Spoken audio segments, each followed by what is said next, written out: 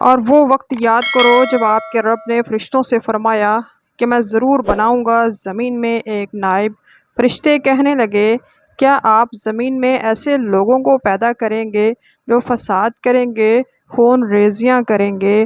اور ہم آپ کی برابر تسبیح کرتے رہتے ہیں، الحمدللہ، اور تقدیس کرتے رہتے ہیں۔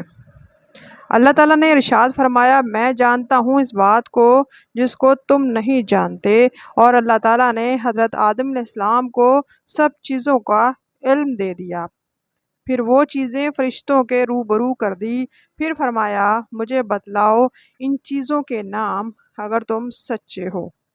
فرشتوں نے عرض کیا، آپ تو پاک ہیں، ہم کو ہی علم نہیں مگر وہی جو کچھ ہم آپ کو نے ہمیں علم دیا ہے، بے شک آپ بڑے علم اور حکمت والے ہیں۔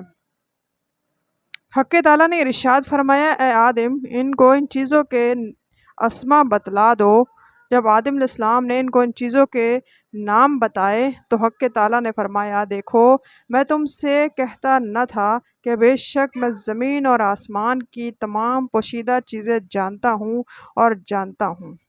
اور جس بات کو تم ظاہر کر دیتے ہو، جس بات کو دل میں رکھتے ہو۔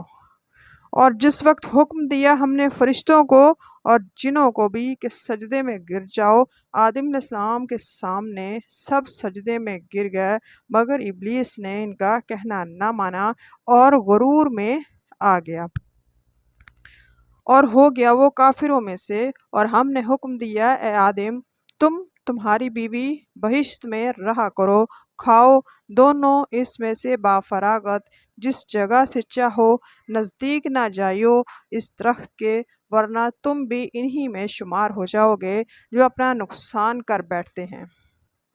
پھر لغزش دے دی آدم اور حوا کو شیطان نے اس درخت کی طرف سے بس جانے کی، تو ان کو اس ایٹ سے جس میں سے وہ تھے، اور ہم نے کہا نیچے اترو، تم میں سے بعضوں کے دشمن رہیں گے اور تم کو زمین پر چندے ٹھہرنا اور ایک میعاد معین تک کام چلانا ہے۔ صدق اللہ العظیم۔ ویڈیو اچھی لگے اس کو لائک کریں، چینل کو سبسکرائب